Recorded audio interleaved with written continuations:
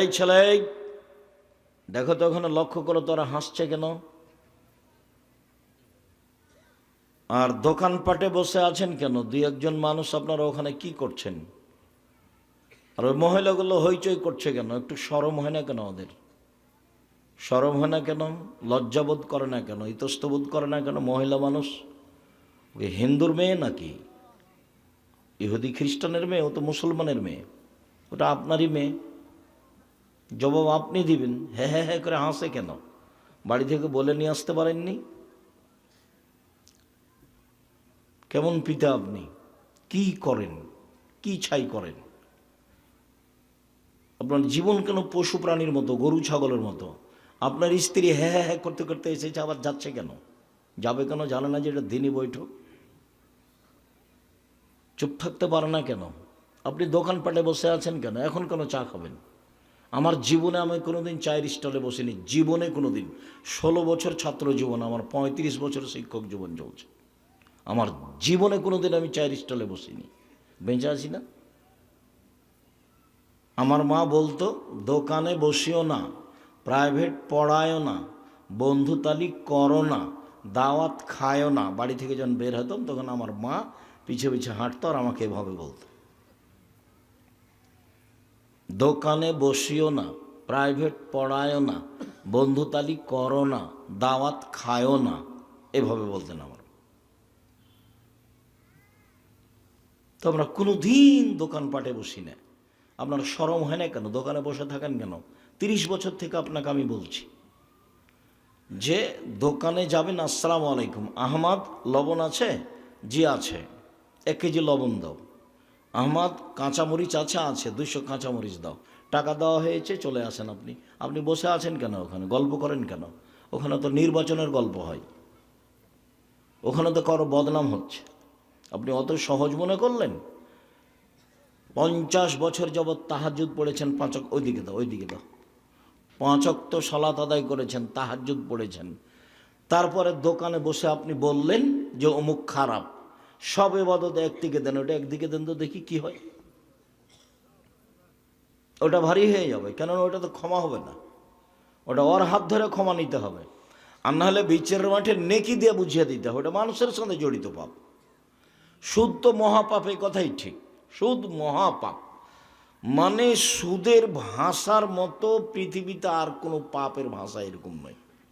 ভাষা শুনতেই ভারী লাগে, অথচ রাসূল সাল্লাল্লাহু আলাইহি ওয়াসাল্লাম সবচেয়ে পবিত্র, ব্যতিক্রম, ভদ্র, নম্র মানুষ বলছে।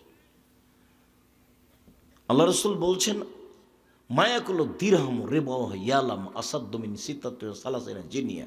কেউ যদি জেনে শুনে 1 টাকা সুদ খায়, 36 বার জেনা করে যত পাপ হবে, 1 টাকা সুদ খেলে তার চেয়ে বেশি পাপ হবে। শিরক মহাপাপ, কিন্তু ভাষা এমন নয়। বাপ মাকে গালি দেওয়া মহাপাপ, পৃথিবীর 2 নম্বর পাপ, কিন্তু ভাষা এরকম নয়। মিথ্যা সাক্ষী দেওয়া পৃথিবীর 3 নম্বর মহাপাপ, কিন্তু ভাষা এমন নয়। মানুষকে হত্যা করা মহাপাপ, কিন্তু ভাষা এরকম নয়। যুদ্ধের মাঠ থেকে পালিয়ে যাওয়া মহাপাপ, কিন্তু ভাষা এমন নয়। মানুষের উপরে অপবাদ লাগানো মহাপাপ, কিন্তু ভাষা এরকম নয়। একেবারেই ব্যতিক্রম ভাষা। আল্লাহ রসুল বলছেন, আল বিক্র বিল বিক্রে জিলদ তাগরিব সানা। অবিবাহিত ছেলে মেয়ে যদি জেনা করে, তাহলে তাকে 100 লাঠি পিটিয়ে এলাকা থেকে 1 বছরের জন্য তাড়িয়ে দিতে হবে। জেনা। আল্লাহ রসুল বলছেন, আস্তাইবু বিসাইব রাজম। বিবাহিত পুরুষ নারী যদি জেনা করে, তাহলে তাকে ইট ঢেল পাথর দিয়ে মেরে মেরে মেরে ফেলতে হবে। মানে জেনার শাস্তির গতিবিধি দেখেন। বিবাহ করার পরে যদি জেনা করে, তাহলে তার বাঁচার কোনো সুযোগ নেই, তাকে মারতেই হবে, মেরে ফেলতে হবে। আর বিবাহ করেনি, জেনা করেছে, 100 লাঠি পিটিয়ে এলাকা থেকে 1 বছরের জন্য তাড়িয়ে দিতে হবে। এ হলো জেনার ফলাফল। আর সুদ, কেউ যদি 1 টাকা সুদ খায়, 36 বার জেনা করে যত পাপ হবে, তার চেয়ে বেশি, তার চেয়ে হাজারো গুণ, লাখো গুণ বেশি। ওটা ইসিম তাবজিল, আপনাকে আমি কি দিয়ে বুঝাই। আবার শোনেন, মূল কথা এখনো বলিনি। আবার শোনেন, আর রাসূল বলছেন, আর রেবা সাবুনা জুজান আইসার আইন করা ছিল উম্মাহু। সুদের পাপের 70টি ভাগ রয়েছে। সবচেয়ে ছোট ভাগ হলো মার সাথে জেনা করলে যেমন পাপ হয়, এগুলো সুদের পাপের ভাষা। তারপর একটা মানুষ কোটি কোটি টাকা সুদ খেয়েছে, আজকে বলছে আল্লাহ ভুল হয়ে গেছে, মাফ করো। তো আল্লাহ বলবেন ঠিক আছে করলাম, যা। দোকানে বসে বললেন যে অমুক খুব খারাপ, এখন মরা পর্যন্ত ক্ষমা চান দেখি। মরা পর্যন্ত ক্ষমা চেয়ে যদি ক্ষমা হয়ে যায় তাহলে আল্লাহ হবেন জালেম, অত্যাচারী। আর আল্লাহ বলেছেন ইন্নী হাররামতু যুলমা আলাইয়া, আমি আমার উপরে জুলুম হারাম করেছি, আমি অত্যাচার করব না, মানে আমি ওই পাপ ক্ষমা করব না। যার বদনাম করেছে তার কাছে ক্ষমা নেওয়া, নইলে বিচার মাঠে নেকি দিয়ে বুঝিয়ে দিতে হবে। দোকানপাটে বসে থাকেন কেন? দলপাটি করেন কেন? মানুষের জমি দখল করেন কেন? মারামারি করেন কেন? মানুষকে গালি দেন কেন? মানুষকে অপমান করেন কেন? মানুষকে খাটো করেন কেন? কয় টাকার মালিক? মানুষকে জেল হাজতে দেন কেন? আমি তো আপনাকে দিন রাত বলছি, 5 ওয়াক্ত সালাত, হালাল রুজি, কোরআন তেলাওয়াত, আড্ডা পিটা হারাম, জান্নাত হবে ইনশাআল্লাহ। আড্ডা পিটা চিরদিনের জন্য। এই ছেলে, তোমরা দাঁড়িয়ে আছো কেন? তোমাদের জায়গা হয় না? দোকানপাট বন্ধ করতে বলো, ওখানে কোনো লোক থাকলে ওদিকে যেতে বলো, না এদিকে আসতে বলো। একটা শরমবোধ থাকা দরকার। আজকে জিলাপি কিনতে হবে, চা খেতে হবে, মানে ইতস্তবোধ কেমন? বুঝেও বুঝে না ওরা, অন্তর আছে বোঝে না, দেখেও দেখে না ওরা, চক্ষু আছে দেখে না, শোনেও শোনে না ওরা, কান আছে শোনে না।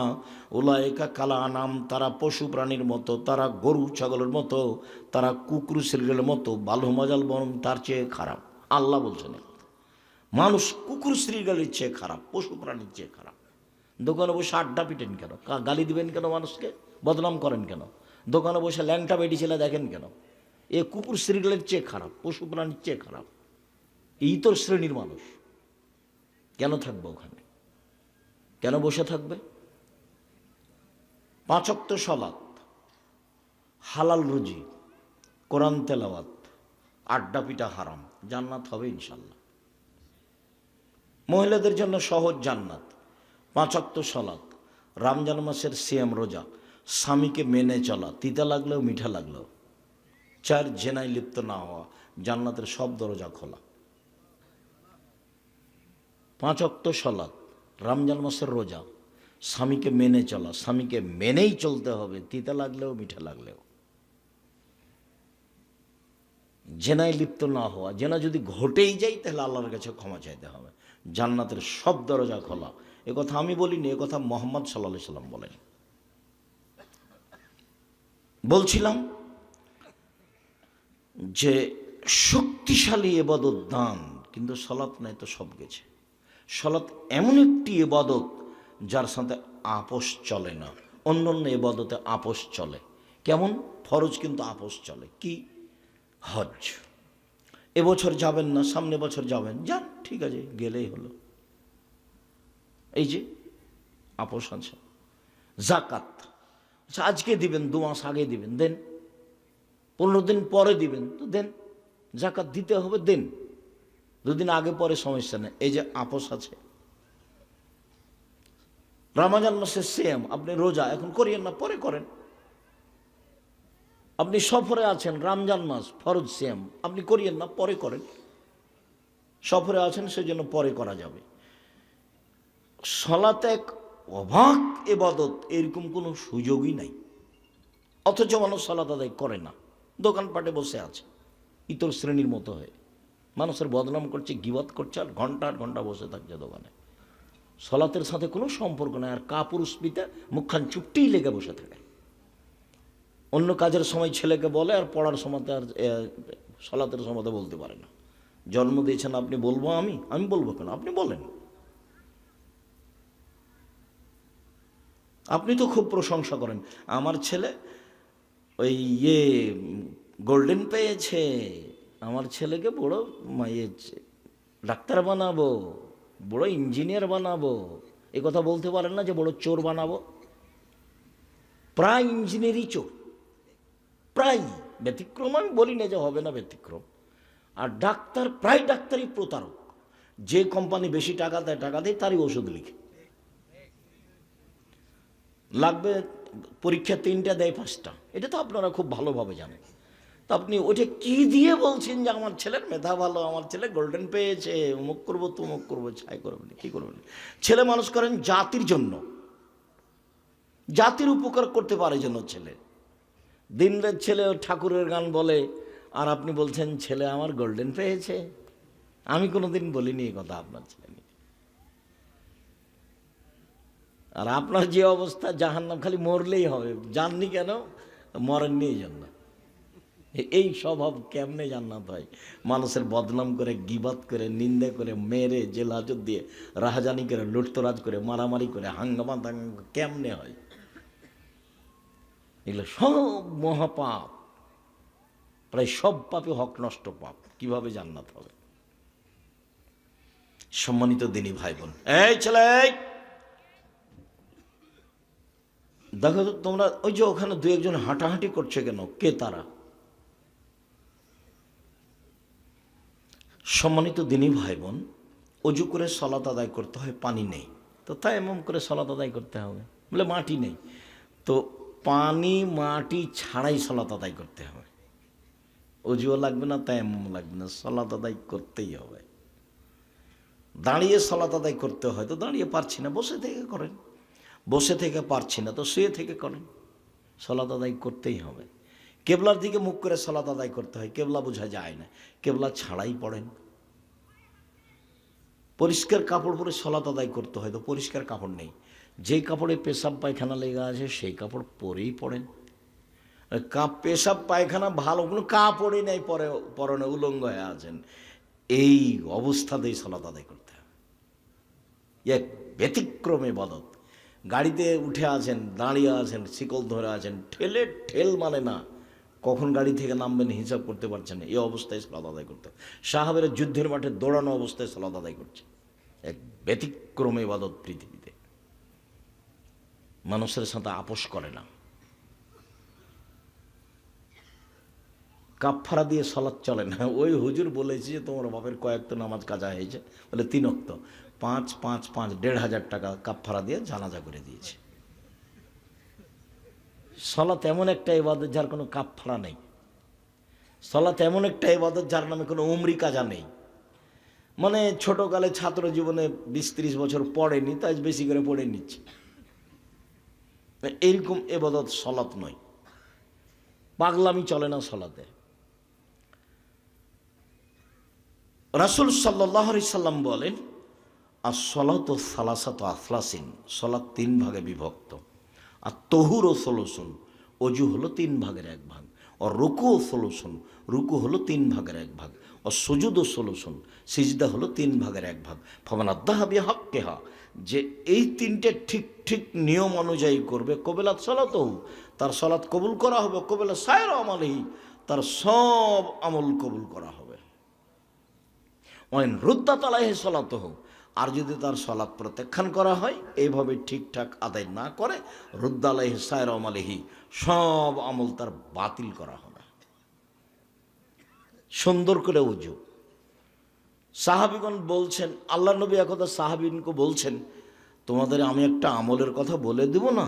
আল্লাহ আদুল্লুকুম আলা আমালিন, একটা আমলের কথা বলে দিই, যেটা করলে তোমাদের পাপ মিটে যাবে, মান বেড়ে যাবে, পাপ মিটে যাবে, মান বেড়ে যাবে। সাহাবীগণ বলছেন, হ্যাঁ খুব তো ভালো কথা, বলেন কি করলে পাপ মিটে যাবে, মান বেড়ে যাবে? তখন আল্লাহ রসুল বলছেন যে ইসবাগুল উজু, সুন্দর করে উজু করলে পাপ মিটে যাবে, মান বেড়ে যাবে। 2, কাসরাতুল খুতা ইলাল মাসাজিদ, পায়ে বেশি বেশি হেঁটে মসজিদে গেলে, বেশি পরিমাণে হেঁটে গেলে পাপ মিটে যাবে, মান বেড়ে যাবে। 3, ইন্তেজারুস সালাত বাদাস সালাত, সালাতের পরে সালাতের জন্য অপেক্ষা করলে পাপ মিটে যাবে, মান বেড়ে যাবে। একদা একদিন রাসূল সাল্লাল্লাহু আলাইহি সাল্লাম বলছেন যে আল্লাহ তাআলা আমাকে বলছেন, মানে হাদিসে কুদসি, আল্লাহ তাআলা বলছেন, ইয়া মুহাম্মদ হাল তাদরি ফিমা ইয়াখতাসিমুল মালাউল আলা, মুহাম্মদ আপনি বলতে পারেন ওপরে কি নিয়ে তর্ক বিতর্ক হইচই বলা বলি হচ্ছে?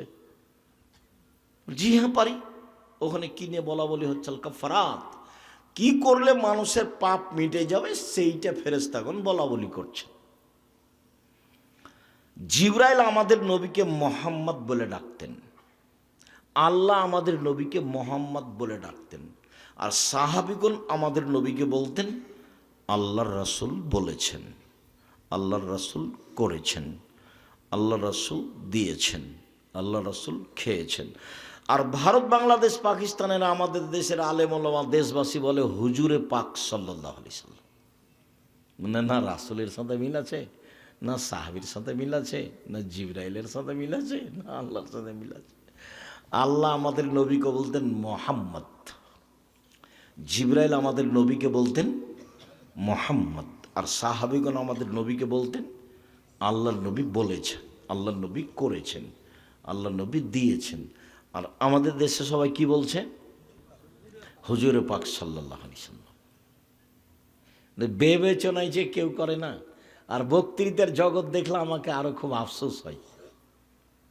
মানে এর চেয়ে বোকামি জগৎ দুনিয়াতে কোথাও নেই। আপনি বিশ্বাস করেন, আপনাদের হাই স্কুলের হেডমাস্টারকে যদি আপনারা গ্রামবাসী পা ধরে বলেন যে ভাইজান আমাদের এই মূর্খ ছেলেটা ঘন্টা মারার জন্য নিতে হবে, ঘন্টা মারার জন্য, নেবে না। যে বলেন কি, অক্ষরই চিনেন, আমি তাকে কেমনে নি? আর বক্তৃতার জগৎ, একজন মাওলানা বক্তা, ও কোরআন মাজিদ পড়তে পারে না, সে বক্তা, থোঁতের জোর থাকলে বক্তৃতা বক্তা। কেউ বিবেচনাও করে না চলবে কি চলবে না। আর কি যে বলছে বক্তা, সে নিজেও বুঝে না। কণ্ঠস্বরে বক্তব্য জায়েজ নয়। চাঁপাই নবাবগঞ্জ জেলার, নওগাঁ জেলার বিবাহের শুরু থেকে নিয়ে শেষ পর্যন্ত একটা কাজও জায়েজ নয়। যেমন প্রায় বক্তার আমল একটাও ঠিক নয় তেমন। যে বিবাহের শুরু থেকে নিয়ে শেষ পর্যন্ত এই যে মহিলা মানুষ গল্প করছে আর যাচ্ছে, হ্যাঁ হ্যাঁ করে হাসছে আর গল্প করছে, যা জবাব আমি দিব, আপনি দিন। ওটা আপনার স্ত্রী, নাহলে আপনার বোন, নাহলে আপনার মা, নাহলে আপনার খালা। মুখখান বন্ধ করতে পারে না কেন? কোন স্বভাব? স্বভাব কেন এত দুর্বল? স্বভাব কেন ভালো নয়? আপনি ওইভাবে থাকেন বাড়িতে, শক্ত হতে হবে, শক্ত। খালি পরিবারকে লাঠি দিয়ে ঠিক করতে বলছেন আল্লাহ নবী। পৃথিবীর এত বড় ভিন্ন ধরনের মানুষ লাঠি দিয়ে পরিবারকে ঠিক করতে বলছে। বলছে পরিবারের ওপর থেকে লাঠিটা উঠায় না, প্রয়োজনে পিটাতে হবে, প্রয়োজনে পিটাতে হবে। আর আবু বকর সিদ্দিক রাদিয়াল্লাহু তাআলা তো মুহাম্মদ সাল্লাল্লাহু আলাইহি ওয়াসাল্লামের সামনে মেয়েকে মেরেই দিলেন, ব্যতিক্রম মারলেন। আয়েশা রাদিয়াল্লাহু তাআলা বলছেন আবু বকর আমার নিকটে আসলেন, ওয়াল্লাকা জানি লাকসাতান শাদীদা, আমার এই কোমরের এই জায়গার উপরে খুব জোরে মারলেন। ওই সময় আমার স্বামী আমার উরু রানের উপরে মাথা দিয়ে ঘুমিয়েছিলেন। তিনি যদি মাথা দিয়ে না ঘুমাতেন তাহলে মায়ের কারণে আমি দূরে সরে যেতাম, এত জোরে মারলেন। কি ঘটনা! আমরা সফর থেকে আসছিলাম, আমি আয়েশা রাদিয়াল্লাহু তাআলা বলেন আমার গলার হারটা হারিয়ে গেল। আমার বড় বোনের হার নিয়ে এসেছিলাম চেয়ে, আমিও খুব লজ্জিত, হারও খুঁজেও পাই না, এখান থেকে যেতেও পারি না, সলাতের টাইম হয়ে গেছে, পানিও নাই, অজুও করতে পারি না, বড় বিপদে সবাই, অনেকগুলো মানুষ, প্রায় ১৫০০-১৪০০ মানুষ। তো জনগণ বলল আবু বকর সিদ্দিক আপনার মেয়ে কি করেছে জানেন? কি হয়েছে? ও তো হার হারিয়েছে, আমরা তো কই যেতে পারি না। তাই এই কথা শুনে রাগ করে আসছেন, মেয়েকে মারবেন সেই জন্য। তো মেয়ের যে অবস্থা, এটা যদি আমাদের দেশে হতো, তার মানে কি মেয়ের অবস্থা? মেয়ের উরুর রানের উপরে জামাই মাথা দিয়ে শুয়ে আছে। তা আমাদের চাঁপাই নবাবগঞ্জ, আমাদের নওগাঁ জেলাতে যদি বাপ এভাবে দেখে যে এরকম, এইভাবে ঘুরবে, এইভাবে ঘুরবে, তাই ঘুরবে না ভাইজান? এমন ভাবে মারলেন, সবচেয়ে বড় মানুষে মারলেন, সবচেয়ে বড় মহিলাকে মারলেন, সবচেয়ে বড় মানুষের সামনে মারলেন, বিবাহদারী মেয়েকে মারলেন, পূর্ণ যুবতী মেয়েকে মারলেন, জামাইয়ের সামনে মারলেন, দিন দুপুরে মারলেন, খোলা মাঠে মারলেন, হাত দিয়ে মারলেন, সবচেয়ে বড় মানুষে মারলেন। পৃথিবীর ইতিহাসে নবী রাসূল ব্যতীত এত বড় মানুষ কেউ নেই। আবু বকর সিদ্দিক রাদিয়াল্লাহু তাআলার ব্যতিক্রম মানুষই নেই। পৃথিবীর ইতিহাসে হাওয়া থেকে নিয়ে কিয়ামত পর্যন্ত আয়েশার মতো মহিলা নেই। পৃথিবীর ইতিহাসে মুহাম্মদ সাল্লাল্লাহু আলাইহি ওয়াসাল্লাম সবচেয়ে বড় মানুষ, সবচেয়ে বড় মানুষে মারলেন, আবু বকর সিদ্দিক রাদিয়াল্লাহু তাআলা মারলেন। সবচেয়ে বড় মহিলাকে মারলেন, আয়েশাকে মারলেন রাদিয়াল্লাহু তাআলা আনহা। সবচেয়ে বড় মানুষের সামনে মারলেন, মোহাম্মদ সাল্লাল্লাহু আলাইহি সাল্লামের সামনে মারলেন। বিবাহদারী মেয়েকে মারলেন, যে বিবাহ দিয়েছে মেয়ের, পূর্ণ যুবতী মেয়েকে মারলেন, জামাইয়ের সামনে মারলেন, খোলা মাঠে মারলেন, দিন দুপুরে মারলেন, 1400 মানুষের সামনে মারলেন, হাত দিয়ে মারলেন। এত বড় বাপে এত বড় বেটিকে, এত বড় মেয়েকে মেরে দিলেন খোলা মাঠে এইভাবে জামাইয়ের সামনে। কি ভুল, কোথায় হারটা হারিয়েছে খেয়াল করতে পারেনি, সেই জন্য। আর আপনার মেয়ে হ্যাঁ করে আসতে চলে যাচ্ছে, আপনাকে খারাপ লাগে না? আপনি তাকে ধমকও দিতে পারেন, আপনি আবার বাপ। ছি, এই বাপ আমি চাইনি কোনো দিন। আপনি মারা গেলে ছেলে মেয়ে লালন পালন করবে ইনশাল্লাহ জামিয়া সালাফিয়া, চিন্তা করবেন না। 519 জন ইয়াতিম অসহায় আছে, 519 জন। কালকে যদি 500 জন যাই লালন পালনে কোনো সমস্যা নেই, আলহামদুলিল্লাহ। 5000-এর বেশি ছেলে মেয়ে পড়াশোনা করে। 300 জন শিক্ষক শিক্ষিকা আছে, এখন 40 লক্ষ টাকা মাসে বেতন লাগে। বাংলাদেশের সবচেয়ে বড় প্রতিষ্ঠান আয়াতনে, যেটা রাজশাহীতে আছে 50 বিঘা জমির উপরে, এখন যেটা মেয়ে শাখা তৈরি হচ্ছে তানোরে, সেটা প্রায় 60 থেকে 70 বিঘা জমির উপরে। যেটা রূপগঞ্জে সেটা প্রায় 100 বিঘা জমির উপরে। দিনাজপুরটা 20 বিঘা জমির উপরে। শিরক মুক্ত প্রতিষ্ঠান জামিয়া সালাফিয়া, বিদাত মুক্ত প্রতিষ্ঠান জামিয়া সালাফিয়া, দল মুক্ত প্রতিষ্ঠান জামিয়া সালাফিয়া, সংগঠন মুক্ত প্রতিষ্ঠান জামিয়া সালাফিয়া, হিংসা মুক্ত প্রতিষ্ঠান জামিয়া সালাফিয়া। কেউ কারোর বিরুদ্ধে মুখ খোলার কোনো সুযোগ নাই, তার নাম জামিয়া সালাফিয়া। জামিয়া সালাফে কিভাবে চলে তা শিক্ষক জানেন না, জামিয়া সালাফে কিভাবে চলে তা ছাত্রর জানা নেই। জামিয়া সালাফের রসিদ বহি বাহিরে ব্যবহার হয় না। কোনো শিক্ষক টাকা পয়সা আদায় করতে পারবে না মাঠে জামিয়া সালাফের জন্য। কিভাবে জামিয়া সালাফে চলে আমি নিজেও জানি না, তো শিক্ষক কিভাবে জানবেন? ছাত্র কিভাবে জানবে? 40 লক্ষ টাকা মাসে বেতন লাগে।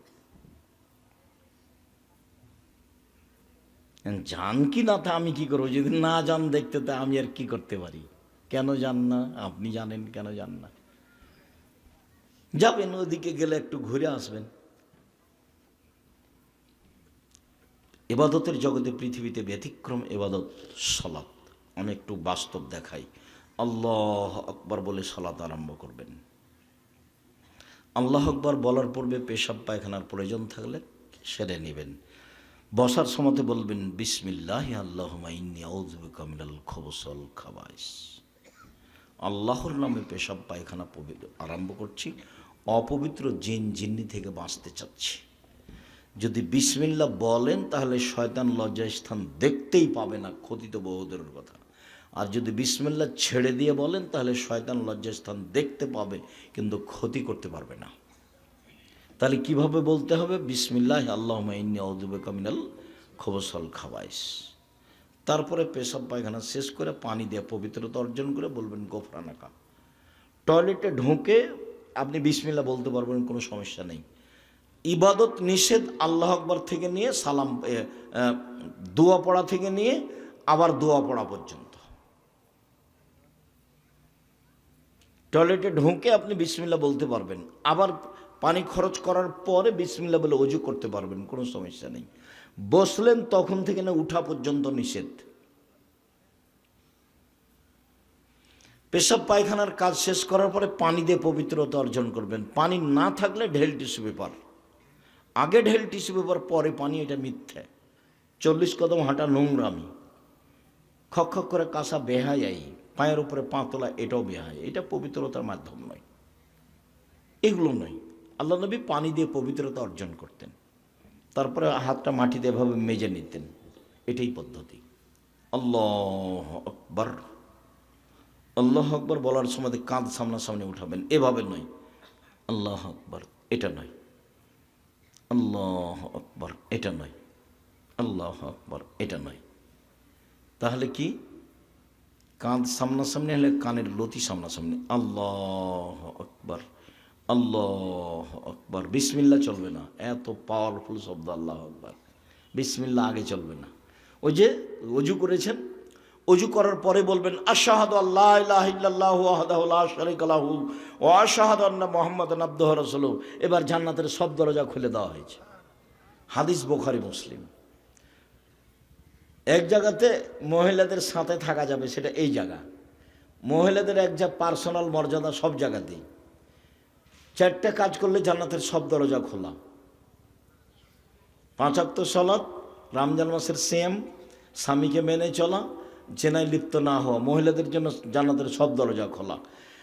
আর আমরা যখন ওযু করে বলবো আশহাদু আল্লা ইলাহা ইল্লাল্লাহু ওয়াহদাহু লা শারীকা লাহু ওয়া আশহাদু আন্না মুহাম্মাদান আবদুহু ওয়া রাসূলুহু, তখন আমাদের জন্য কি? এবার মহিলারাও আছে এখানে, ওরা বললে ওরাও পাবে, সবাই পাবে। ওই যার কারণে ওদের মান মর্যাদা বেশি।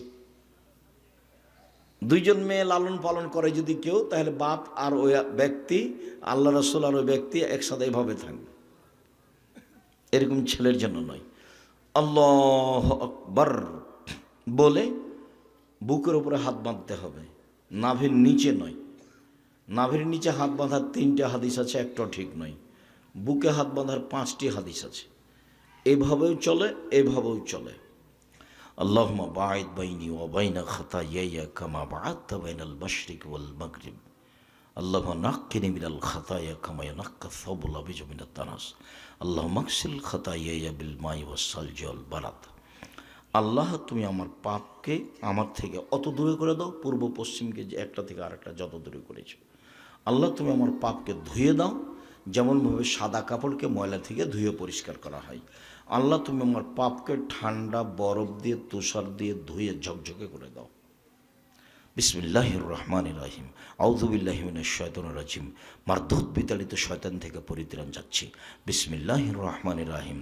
পরম দাতা দয়ালুর নামে আরম্ভ করলাম। আলহামদুলিল্লাহি রাব্বিল আলামিন। বিশ্বজগতের প্রতিপালকের প্রশংসা। আর রহমানির রহিম, তিনি হচ্ছেন পরম দাতা দয়ালু। মালিক ইয়াউমিদ্দিন, তিনি হচ্ছেন বিচার দিনের মালিক। ইয়াকা না'বুদু, একমাত্র তোমার ইবাদত করি। ওয়া ইয়াকা নাস্তাইন, একমাত্র তোমার নিকটে সাহায্য চাই। ইহদিনাস সিরাতাল মুস্তাকিম, তুমি আমাকে সোজা সঠিক পথ দেখাও। সিরাতাল লাযিনা আন'আমতা আলাইহিম, ওদের পথ দেখাবা যাদের প্রতি তুমি দয়া করেছ। গায়রিল মাগযুবি আলাইহিম ওয়ালাদ-দাল্লিন, ওদের পথ দেখায়ও না যারা ভ্রান্ত, যারা অভিশপ্ত। আমিন। দীর্ঘ সময় ধরে তোমার দরবারে যে প্রার্থনা করলাম, এই প্রার্থনা কবুল করো। বিসমিল্লাহির রহমানির রহিম। পরম দাতা দয়ালুর নামে আরম্ভ করলাম। কুল হুয়াল্লাহু আহাদ, হে নবী আপনি বলুন আল্লাহ একক। আল্লাহু সামাদ, তিনি নিরপেক্ষ মুখাপেক্ষীহীন। লাম ইয়ালিদ, তিনি কাউকে জন্ম দেননি। ওয়ালাম ইউলাদ, তিনি কারো থেকে জন্ম নেননি। ওয়ালাম ইয়াকুল লাহু কুফুওয়ান আহাদ, তার সমকক্ষ কেউ নেই। আল্লাহু আকবার। ওই পর্যন্ত হাত উঠাতে হবে, দিয়ে রুকুতে যেতে হবে। এই ছেলে বসো, অল্প সময় দেরি করো। রুকুতে যাওয়ার সময় 2-3টে কথা। হাতটা সোজা থাকবে, আঙ্গুলগুলি খোলা খোলা থাকবে, হাঁটুকে চেপে ধরে থাকবেন। এইভাবে বাঁকা হবে না, মাথা উঁচুও হবে না, নিচুও হবে না। মাথা একবারে পিঠের লম্বা হাড়ের সাথে সোজা হয়ে থাকবে। একাধিক সহি হাদিস, একাধিক। মাথা এরকম উঁচুও হবে না, মাথা এভাবে নিচুও হবে না, মাথা সোজা থাকবে, পিঠের লম্বা হাড় সোজা হয়ে থাকবে, আর হাত দুটি আঙ্গুল খোলা খোলা থাকবে। এভাবে হবে না, সোজা থাকতে হবে। আপনি বলবেন সুবহান রাব্বিয়াল আযীম যতবার ইচ্ছা, বারের কোনো হাদিস ঠিক নয়। আপনি বলবেন সুবহান কুদ্দুসুন রব্বুল মালাইকাত ওয়ার রূহ, যত পারেন, বারের কোনো হাদিস নেই। আপনি বলবেন সুবহানাকা আল্লাহুম্মা রাব্বানা ওয়া বিহামদিকা আল্লাহুম্মা ইগফিরলি, হে আল্লাহ তোমার প্রশংসা সহকারে তোমার পবিত্রতা বর্ণনা করছি, তুমি আমাকে ক্ষমা করো যতবার ইচ্ছে। আপনি বলতে পারেন সুবহানা দিল জাবরুতি ওয়াল মালাকুতি ওয়াল কিবরি ওয়াল আজমাত। কোরআন মাজিদ পড়তে পাবেন না, রুকু আর সিজদায় কোরআন মাজিদ পড়া নিষেধ। রুকু সিজদায় কোরআন মাজিদ পড়া নিষেধ। কিছুক্ষণ বললে যেভাবে আপনার কুলাই সুবহান রাব্বিল আযীম বলতে পারেন একাধিকবার, যে যত পারে। এবার উঠেন সামি আল্লাহু লিমান হামিদা, আল্লাহ ওই লোকের প্রশংসা শুনল যে তার প্রশংসা করলো। হামদান কাসিরান তাইয়িবান মুবারাকান ফি, মঙ্গলময় বরকতময় প্রশংসা, অনেক প্রশংসা।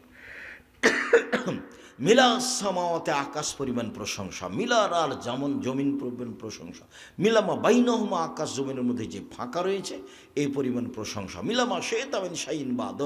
এরপরে তুমি যে কত চাও, যত চাও তত তোমার প্রশংসা, তুমি যেভাবে চাও সেভাবে তোমার প্রশংসা। আরও দোয়া আছে, পড়বেন। এরপরে চলেন সিজদাই। যখন আপনি পড়বেন তখন হাত ছেড়ে রাখবেন, হাত বাঁধবেন না। কেন? রুকু থেকে উঠে হাতকে স্ব স্থানে যেতে হবে, জোড়াকে একবারে ছেড়ে থাকবেন, দিয়ে দোয়া পড়ে দাঁড়িয়ে থাকবেন। তারপরে চলেন সিজদাই। সিজদাই যাওয়ার পূর্বে আপনার সাথে কয়েকটি জরুরি কথা। রাসূল সাল্লাল্লাহু আলাইহি ওয়াসাল্লাম বলেন, ওমির তানাজ্জাল আলা সাবাত আযম, আমাকে 7 হাড়ের উপরে সিজদা করতে বলা হয়েছে। নাক কপাল এ হলো 1, 2 হাত এ হলো 3, 2 হাঁটু এ হলো 5, 2 প্রায় বৃদ্ধাঙ্গুল এ হলো 7, 7টা অঙ্গের উপরে সিজদা। সিজদার সময় আপনি হাত উঠিয়ে গাও হাত চুলকাতে পাবেন না, চুলকালে এখানে 6 হয়ে যাবে। সিজদা কয় অঙ্গে দিতে হবে? 7 অঙ্গে। নাক কপাল একসাথে মাটিতে লেগে থাকবে, কোনটা আগে কোনটা পরে এটা বিবেচনা নয়। আর যেভাবে কপাল রেখেছেন তার চেয়ে একটু আগিয়ে রাখবেন, যাতে করে পিঠের লম্বা হাড় সোজা হতে পারে, আর পা গোড়ালি এইভাবে জমা লেগে যাবে। যারা বলেছে যে ডান পায়ের বৃদ্ধাঙ্গুল সবসময় একই রকম থাকবে, মিথ্যা কথা বলেছে। সিজদার সময় পা দুটি কী হবে? জমা লেগে যাবে। আয়েশা রাদিয়াল্লাহু তাআলা আনহা বলেন, ঘুম থেকে উঠে আমি দেখলাম রাসূল বিছানে নেই। কোথায় কোথায় দেখি, কোথায় কোথায় দেখি, ঘরে অন্ধকার। আমার হাতটা তার 2 পায়ের গোড়ালির উপরে গিয়ে পড়লো, দেখলাম যে পা দুটি জমা হয়ে এভাবে আছে। তখন তিনি দোয়া, সিজদাতে এই দোয়া পড়ছিলেন। সম্মানিত দিনী ভাই বোন, তারপরে তিনি বললেন যে আমাকে কাপড় জড়িয়ে নিতে নিষেধ করা হয়েছে। আর চুল, মহিলারা খোপা খুলে রাখবে সালাতের সময়, খোপা বেঁধে রাখবে না। বেনি গাঁথা থাকলেও ছেড়ে দিতে হবে, আর এমনি খোলা থাকবে, খোপা বাঁধা অবস্থায় নয়, চুল ছেড়ে দিতে হবে। এবং হাত জড়ানো রাখবে না, কেউ হাত জড়িয়ে রাখতে পাবে না। অজু করার সময় জড়িয়ে নিয়েছেন, অজু শেষ হলে খুলে দিতে হবে। মুখ ঢেকে সালাত আদায় করা হবে না, মাস্ক পরে সালাত আদায় করা জায়েজ নয়। সালাত আদায় করে মাস্ক লাগাতে হবে। শীতের দিনও মুখটা বের করে রাখতে হবে, কাপড় দিয়ে ঢেকে রাখা হবে না। শুনুন, পায়জামা প্যান্ট উপরের দিকে জড়াবেন, নিচের দিকে নয়। নিচের দিকে জড়ানো হারাম। 3 শ্রেণীর মানুষের সাথে আল্লাহ বিচারের মাঠে কথা বলবেন না। কথাই নাই তার সাথে ভালো মন্দ পাপ নাকি যা আছে পরে, কথাই নাই। তার 1 শ্রেণীর মানুষ হচ্ছে যারা পায়জামা প্যান্ট লুঙ্গি টাকনোর নিচে পড়ে, ওদের সাথে কথা নেই। 2 মালিকুন কাযযাব, যারা মিথ্যুক দায়িত্বশীল, মিথ্যুক হেডমাওলানা, মিথ্যুক হেডমাস্টার, মিথ্যুক প্রিন্সিপাল, মিথ্যুক ভাইস চ্যান্সেলর, মিথ্যুক মেম্বার, মিথ্যুক এমপি, মিথ্যুক মন্ত্রী, মিথ্যুক চেয়ারম্যান, মিথ্যুক ডিসি, মিথ্যুক এডিসি। যারা যেখানে মিথ্যা কথায় দায়িত্ব পালন করবে, সে যত বড়ই পরহেজগার হোক, আল্লাহ তার সাথে কথাই বলবেন না, কথাই নাই। যা 3 শাইখুন জানিন, বেশি বয়সে জেনা করে, যা তার সাথে কথা বলবেন না। অন্য বর্ণনা এসেছে আয়লুল মুস্তাকবির, গরিব মানুষ গৌরবী। যে গরিব মানুষ আবার কিভাবে গৌরবী হয়? গরিব মানুষ এতদিন চলে না, তার আবার অহংকার কি? আমি আপনাদের যে বুঝার জন্য বলেছি যে ও রাস্তাতে রিক্সার উপরে সিটের উপরে বসে আছে। আমি বললাম চলো ভাই যাই, একটু তাড়াতাড়ি করছি, বলে আমি এখন যাব না। এই হলো গরিব মানুষ গৌরবী। ধান পেকে নষ্ট হয়ে যাচ্ছে, বৃষ্টি হচ্ছে, চলো 2 দিন কাজ করি। বলছে এখন আমি কাজ করব না, 2 দিন পর। তুমি, এটা তো পৃথিবী, ওকেই তো কাজ করতে হবে। কেন বলছে যাব না? যাব না বলবে কেন? গরিব মানুষ আপনার সমতেতে আপনি মাছ, কাপড় চোপড় কিনবেন, আপনি এত দাম দিয়ে কাপড় কিনলেন কেন? তাহলে বউয়েরও বুদ্ধি নেই, বউ হলো হস্তিনী, আর আপনি হলো বোকা মানুষ। স্বাভাবিকভাবে সংসার করতে হবে মধ্যম পন্থায়। সম্মানিত দিনী ভাই বোন, সিজদায় বলবেন সুবহান রব্বিল আলা, যতবার ইচ্ছা বলবেন। সুবহান কুদ্দুসুন রব্বুল মালাইকাতুর রূহ, যতবার ইচ্ছা বলবেন। সুবহানাকা আল্লাহুম্মা রাব্বানা ওয়া বিহামদিকা আল্লাহুম্মা ইগফিরলি, যতবার ইচ্ছা বলবেন। আল্লাহুম্মা ইগফিরলি যামবি কুল্লাহু দিক্কাহু জুল্লাহু ওয়া ওয়াল্লাহু আকরাহু নিয়াতু সিররা। যা হাদিসের দোয়া মুখস্থ আছে সব বলবেন। আল্লাহুম্মা ইন্নাকা আফুবুন তুহিব্বুল আফওয়া ফাআফু আন্নি, আল্লাহুম্মা নাসআলুকা আল হুদা ওয়াত তুকা ওয়াল আফাফা ওয়াল গিনা। সিজদায় অনেক দোয়া পড়েন, কোরআন মাজিদ পড়া নিষেধ। রব্বির হামহুমা কামা রাব্বায়ানি সাগীরা বলা যাবে না। রব্বানা আতিনা ফিদ দুনিয়া হাসানাতাও ওয়া ফিল আখিরাতি হাসানাতাও ওয়া কিনা আযাবান্নার বলা যাবে না। উঠে আসেন, বলেন আল্লাহুম্মা গফিরলি ওয়ারহামনি ওয়াহদিনি ওয়াফিনি ওয়ারজুকনি। তারপরে আবার সিজদায় যান, ওভাবে সিজদা করেন, উঠে আসেন, হলে এক রেকাত, তারপর আর এক রেকাত। আত্তাহিয়াতুর বৈঠকে বাম পায়ের পাতার উপরে বসবেন, ডান পা এভাবে খাড়ো করে রাখবেন, বৃদ্ধাঙ্গুলটা কেবলামুখী থাকবে। আর যদি সালামের বৈঠক হয় তাহলে বাম পা ডান দিকে বের করে দিবেন। সালামের বৈঠক এক রাকাতে, তা হলো বিতর। সালামের বৈঠক 2 রাকাতে, তা হলো ফজর। সালামের বৈঠক 3 রাকাতে, তা হলো মাগরিব। সালামের বৈঠক 4 রাকাত, তা হলো জোহর, আসর, এশা। বুঝা গেল না কথা? সালামের বৈঠকে যখন বসবেন তখন বাম পা ডান দিকে বের করে দিবেন, আর নিতব্য পিছনটা মাটির উপরে রেখে দিবেন। বাম হাতের আঙ্গুলগুলি জমা জমা করে হাঁটুর উপরে রাখবেন, আর ডান হাতের আঙ্গুলে 2টা জমা করে তৃতীয় আঙ্গুলের নখের উপরে বৃদ্ধাঙ্গুল রেখে গোলাকার করবেন। আর অবিরাম নড়াতে হবে। 30 বছর থেকে বলছি আপনাকে, একবার উঠাতে হবে। এর প্রমাণে কোনো ভুয়া হাদিসও নাই, জাল হাদিসও নেই। আর এভাবে খাড়ো করে ধরতে হবে, এটা নয়, অবিরাম নড়বে। এটা হলো শয়তানকে আঘাত করা।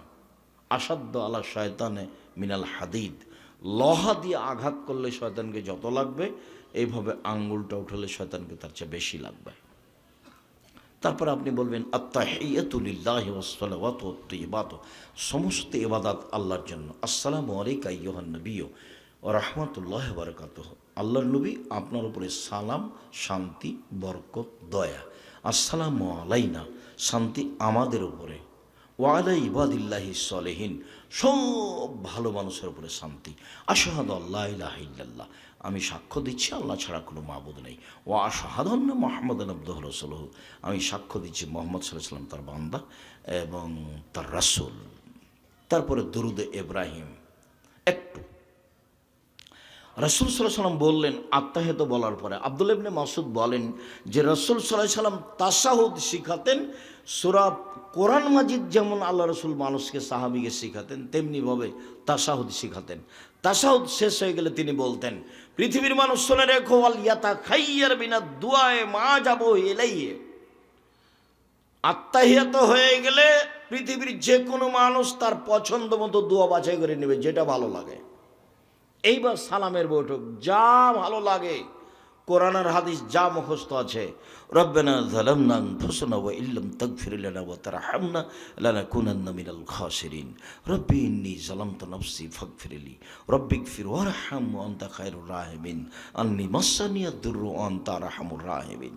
যা মনে আছে কোরআনের দোয়া আর হাদিসের দোয়া, আস্তাগফিরুল্লাহ ওয়া আতুবু ইলাইহি, আস্তাগফিরুল্লাহাল্লাযী লা ইলাহা ইল্লা হুয়াল হাইয়ুল কাইয়্যুম ওয়া আতুবু ইলাইহি, রব্বিগফিরলি ওয়া তুব আলাইহি ইন্নাকা আনতাত তাওয়াবুল গাফুর, আল্লাহুম্মা আনতা রাব্বি লা ইলাহা ইল্লা আনতা খালাকতানি ওয়া আনা আবদুকা ওয়া আনা আলা আহদিকা ওয়া আদিকা মাসতাতাতু আউযু বিকা মিন শাররি মা সানাতু আবু লাকা বিনি'মাতিকা আলাইহি ওয়া আবু বিযামবি ফাগফিরলি ফাইন্নাহু লা ইয়াগফিরু যুনুবা ইল্লা আনতা। যা মুখস্থ আছে সালামের বৈঠকে আপনি বলে নিয়ে সালাম ফিরবেন। সম্মানিত দিনী ভাই বোন, দেখুন তো সালামের বৈঠকে আত্তাহিয়াতের পরে কি এইটা? আরেকটা ঘটনা আছে। উমর রাদিয়াল্লাহু তাআলা আনহু, আল্লাহ রাসূল বলছেন, দেখো দুআউন নাস মুআল্লাকুন বাইনাস সামাই ওয়াল আরদ, যে মানুষের দোয়া আসমান জমিনের মধ্যে ঝুলন্ত আছে। লা ইয়াসআদু ইলাইহি শাইউন মিনাদ দুআ হাত্তা তুসাল্লি আলা নবিয়িকা, যতক্ষণ পর্যন্ত মানুষ দুরুদ না পড়বে, তুমি দুরুদ না পড়বা, ততক্ষণ পর্যন্ত উপরে কোনো দোয়া যাবে না।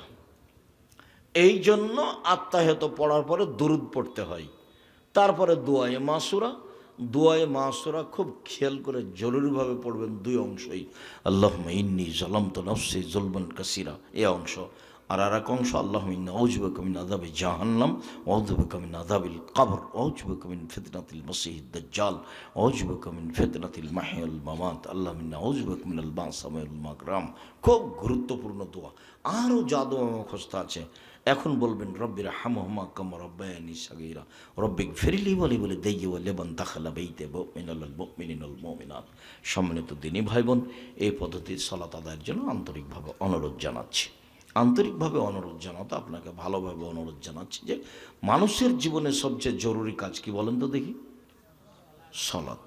মানুষের জীবনে এর চেয়ে জরুরি কাজ দুনিয়াতে নেই। সেটা যেটাই হোক, হাইকোর্ট হোক, জজ কোর্ট হোক, হজ হোক, সিএম হোক, তাহাজ্জুদ হোক, তাসবিহ তাহলিল হোক, জিকির আজকার হোক, দান খয়রাত হোক, মানুষের জীবনে সবচেয়ে জরুরি কাজ কি? সালাত। আপনি পালন করার চেষ্টা করবেন, অন্তত ফরজ ইনশাআল্লাহ। এর ব্যতিক্রম কোনো পথ নেই। সকল দিনই ভাই বোনকে সালাত আদায়ের জন্য আন্তরিকভাবে অনুরোধ জানিয়ে আজকে আবদুল্লাহ আসেনি, কিন্তু আবদুল্লাহর বইটার সাথে আছে কি যেন নতুন বই বের হয়েছে, আল্লাহর পথে যাত্রা। আল্লাহর পথে যাত্রা বইটা আছে, আর 1000 প্রায় ফতোয়া আছে, যেটা আমাদের সংকলনে এসেছে। প্রায় 1000 ফতোয়ার বইটা দেখবেন। আর উপদেশ বই আছে, আর যদি নামাজের সলাতের বই থাকে আমার, আমি চেষ্টা করেছি খাতা কলমে একেবারে হাতে নাতে আপনার সম্মানিত দিনী ভাই বোন, আমি আপনাদেরকে বইগুলো সংগ্রহ করার জন্য অনুরোধ জানাচ্ছি। আপনার জন্য নিয়ে আসা হয়েছে। অনেক মানুষ হয়তো বা বক্তব্য শুনতে আসে না, কিন্তু বই পড়লে উপকৃত হবে। এই জন্য কি বাকি ফরজ সলাত আদায় করার সময় সূরা জোরে না আস্তে ধীরে, রাতে তাহাজ্জুদ পড়লে জোরে, বাকি সব চুপে পড়বেন। আমি দোয়া কোনো পড়ি না, মাঝে মধ্যে পড়বেন, 2-1 দিন কোনো সময়, কখনো পড়ি না, পড়বেন মাঝে মধ্যে। একজন মহিলার মাসিক বন্ধ হয়েছে মাগরিব সালাতের পর, এখন ওই মহিলা পবিত্রতা হয়ে কি ভাবে সালাত আদায় করবে? সম্ভবপর তখনই গোসল করবে, সে এশার সালাত আদায় করবে। আর যদি গোসলের শরীরের সমস্যা হয়, অসুখ বিসুখ, তায়াম্মুম করে নে এশার সালাত আদায় করবে। সবাই বইগুলো স্টেজ থেকে নিয়ে যাবেন, আপনার জন্য উপকারে আসবে। মহিলারা কি এক পাড়া থেকে অন্য পাড়া গিয়ে মাহফিল করতে পারবে? জি না। মহিলাদের এই পাড়া থেকে ওই পাড়া গিয়ে মাহফিলের সুযোগ নয়, ওর পাড়াতেও করবো, ওই পাড়ার মহিলারা আসবে। একজন মহিলার সিজার করে বাচ্চা বের করার কতদিন পর ওই মহিলাকে সালাত আদায় করতে হবে? রক্ত আসলে সালাত আদায় করবে, না আসলে পরের দিন থেকে সালাত আদায় করবে। জনৈক হুজুর বলেছেন কি দাউদ আলাইহিস সালাম জাবুর তেলাওয়াতের সময় যারা মাছ ধরেছিল তারা নাকি বানরে পরিণত হয়েছিল। কথাটি কি কতটুকু সত্য? ঘটনা এরকম আছে, আল্লাহ রাসূল ওইভাবে নয়, মানে সেদিন তাদেরকে মাছ ধরতে নিষেধ করেছিলেন, তবুও তারা মাছকে আটকে রেখে পরের দিনে মারিয়েছিল, যার কারণে দাউদ আলাইহিস সালামের আদেশ না মানাই এটা হয়েছে। বন্ধুরা সম্মতি মূলে খুলেছিলাম, সেই টাকা অন্যজনকে সুদ হিসাবে দেওয়া হয়েছে। সমতি খুলেছিল, কয়েক বন্ধু মিলে সমতি খুলেছিল, অন্যকে এখন সুদে হারে দিয়েছে। যাও হারাম পাগলামি।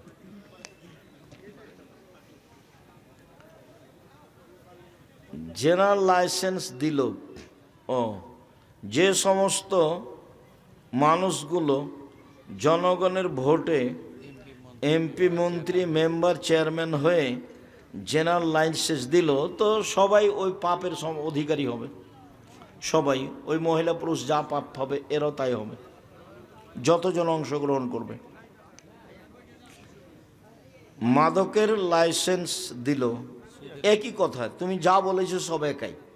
মানে আল্লাহ রাসূল বলেছেন, কেউ যদি এই অন্যায়ের পথ খুলে দেয় তো ওতে যা পাপ হবে, যারা পথ খুলে দিয়েছে সে তত পাপের অধিকারী হবে। আমার নানা মারা গেছে, 30 বছর হয়েছে, মামারা এখনো জমি ভাগ বুঝিয়ে দিচ্ছে না। মিটিং ডাকো, দেখো গ্রামের লোক কি বলে।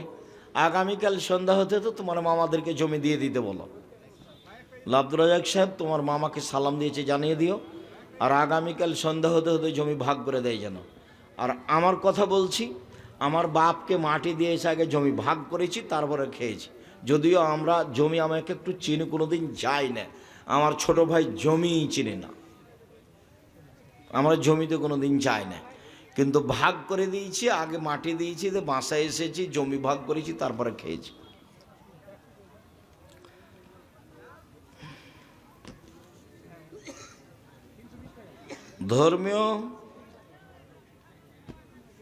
ধর্মীয় প্রতিষ্ঠান, মসজিদ, মাদ্রাসা, ঈদগাহের জমানো টাকা ক্যাশিয়ার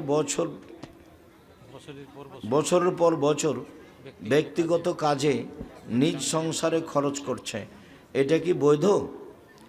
তাহলে এটা ব্যবসা হিসাবে নিতে হবে, এইভাবে করা যাবে না। আর না হলে কমিটি সাপেক্ষে অনুমতি নিতে হবে। জায়গা দখলের উদ্দেশ্যে ওয়াজ মাহফিল করা যাবে কি? জায়গা অন্যায়ভাবে দখল করলে ওয়াজ মাহফিল দিয়ে জায়েজ হবে? ওগুলো দলীয় কথা। মহিলাদের মাথার আঁচড়ানো চুল বিক্রি করা হারাম, ক্রয় বিক্রয় হারাম। মহিলাদের মাথার আঁচড়ানো চুল ক্রয় বিক্রয় হারাম, কাবিরা গুনাহ।